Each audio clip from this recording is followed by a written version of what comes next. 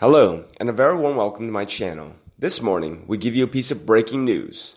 A leader slammed Meghan for spreading the false narrative of the Black Lives Matter movement. Early today, Indigenous leader Jacinta Nabijimpa-Price has slammed privileged Meghan Markle for spreading a false narrative of the Black Lives Matter movement.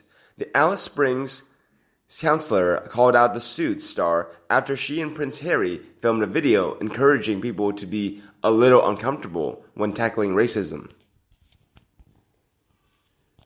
Ms. Price told the Daily Telegraph, Black Lives Matter continues to push a false narrative. There are a lot of people with a lot of goodwill who think by jumping on the bandwagon they are supporting Aboriginal Australians, but they are doing the exact opposite. Just weeks after her relative was bashed into a coma by her Indigenous boyfriend, Ms. Price said Black Lives Matter supporters only tend to care when the perpetrator is white. It is a shame that Meghan and Harry rushing to the podium to share their shallow thoughts on a very complicated subject. They are hoping to make hay while the sun shines, so they need to rush to that podium before their message might sound like a repeat of something someone else said. Harry is portraying himself as some sort of humanitarian here, as always, but again, he has not done anything concrete that shows any sacrifice. She said, "There is no interest in learning the truth. Aboriginal people are dying at a far greater rate at the hands of other Aboriginal people. That is something this movement is not interested in." Ms. Price described Markle as a woman of great privilege who is completely removed from reality and circumstances on the ground. Her lending her voice to the Black Lives Matter movement is silencing the voices of those people in the communities who are vulnerable to the black-on-black crime, she said. Ms. Price said several of her family members have been murdered, including one woman who was stabbed to death by her ex-boyfriend a decade ago. Since the alleged murder of African-American father George Floyd at the hands of a cop in Minnesota, Black Lives Matter supporters have been calling for police to be defunded. But Ms. Price said the push is ridiculous when the most vulnerable members of society are African Americans. She said that here in Australia, Indigenous women and children who are suffering from sexual abuse and family violence need the support of police and authorities. Black Lives Matter protests swept the U.S. and Australia in June, but Ms. Price said the movement has actually created a racial divide in our nation. It's so refreshing to hear a voice of reason. Jacinta has opinions based on personal experience and not what she sees occasionally on television. Would like to hear more from her true leaders like Jacinta. I think the motives of Black Lives Matter are suspicious when one of the primary goals is to defund the police. I think she probably has a better idea of what makes work best for the community she knows. Not to say the police couldn't do better, but I think there are other more fundamental issues at play too. Prince Harry and Markle filmed the video earlier this month from their $11 million California mansion during the call with young leaders from the Queen's Commonwealth Trust. As part of the discussion on justice and equal rights, the Duchess of Sussex said people have to acknowledge whatever mistakes we've all made. Meanwhile, as the frivolous lawsuit, Markle vs. Markle continues, what do the latest documents reveal? From what we know, as summarized by the Daily Telegraph, the only outlet that has any interest, is that Meghan Markle is at great pains to tell the world that she did help her father financially, and this is a good daughter. When Meghan Markle declared during the Australia tour that she had paid her way through college without help from her father, or chose not to mention it, it was dishonest and disrespectful to her father. Her sister, Samantha, told the world that what she said was untrue, as did Thomas Markle in subsequent interviews. One can believe them because it's normal for parents to co-sign loans and help with tuition fees.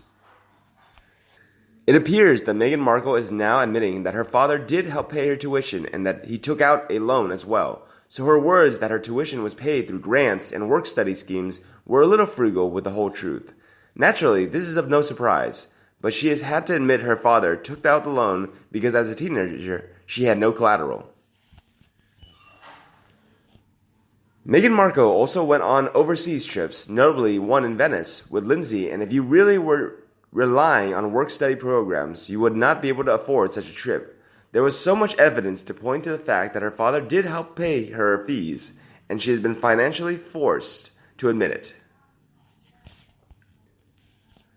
The question you may be asking is, why is this relevant to the case? And it isn't directly, but what it does show is that Meghan Markle is frugal with the truth, and shows that Thomas Markle was telling the truth when he said he had paid for her tuition and had taken out loans for her. He also paid them off, but Meghan Markle, in an attempt to make herself look better, has claimed she had made voluntary contributions to offset what he had paid. I don't think people care about that, but they care about the initial lie and the misleading statements and claims she has been making for years. The point of the defense pushing for this information is to show that the claim has made claims in recent filings that have not been accurate. We also have to look at the real cost of tuition fees, and work study doesn't pay much, but it helps with books and paying the rent. The bulk of the fees would have come via a student loan, and everyone knows that. The comment that Meghan Markle makes claiming that her father didn't offer to pay for her first wedding seems rather spiteful. Again, why would he lie? Trevor, the first husband, came from a well-off family, so it's highly likely he paid, as he had been supporting Meghan Markle for 7 years already, as she moved in with him as soon as she could. If Meghan Markle is trying to make it look as if she had provided for her father to make herself look better, then that fails. I recall watching an interview with Samantha Markle, who talks about a phone call she had with Meghan Markle, asking her if she could help with the medical costs Thomas was incurring. And Samantha said Meghan Markle cut her short and said, "Babe," her nickname, "there are too many cooks," and this was while she was earning good money on suits and didn't offer to help.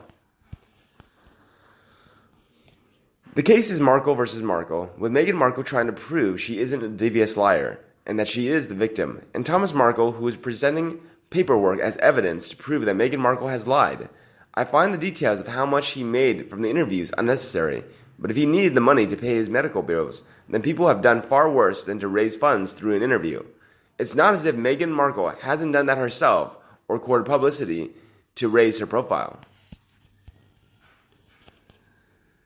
I couldn't help but notice that the only comments on social media about this are from people who haven't a clue about English law, and that seems to think the judge should stop the case because what A&L, the Mail and Sunday, is doing illegal in their pea-sized brains.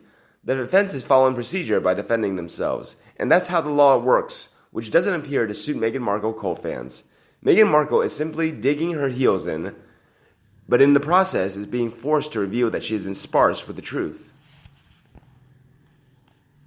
The filings coincided with Camille's birthday, Beatrice's wedding to Edo, and the nation stopped to watch Captain Tom Moore being knighted by the Queen at Windsor. The latter was the news of the day, and any Sussex news was ignored, because it truly is irrelevant. People see the Sussex duel as a liability, and you don't need a poll to know that. They are mocked, sneered at, and are a laughingstock. One thing we mustn't forget in this whole sorry saga is Thomas Markle and how distressing this must be for him. It was his birthday yesterday, 18th of July, and this isn't what he needs at his age. At least 2 of the famous 5 friends must have met or have known Thomas. So how does their conscience sit knowing that they have defamed and harmed an old man in poor health? The fact is, during the last filing, Meghan Markle's lawyers claimed that Meghan Markle didn't know the identities of the 5 friends for some considerable time, where I question was that to be deliberately vague, and how feasible was that given that she saw all her friends less than 2 weeks later at a baby shower. It seems that Meghan Markle has backpedaled again and reveals that she knew who 3 were within 24 hours of the publication, and the other 2 friends were discovered about 10 days later. That is not deemed a considerable length of time, so why say that when it wasn't true? Finding out the next day or on the same day is not a considerable length of time in the minds of normal, sane, and rational people. Is that why they want to remain anonymous? Because they're ashamed? If they aren't ashamed, then they should be. They can't hide forever, and Thomas has a right to know who has defamed him. These so-called friends, if they have an ounce of decency or integrity in their dark souls, then they should do the right thing. If they chose not to, then those damn spots will never come out and will haunt them forever.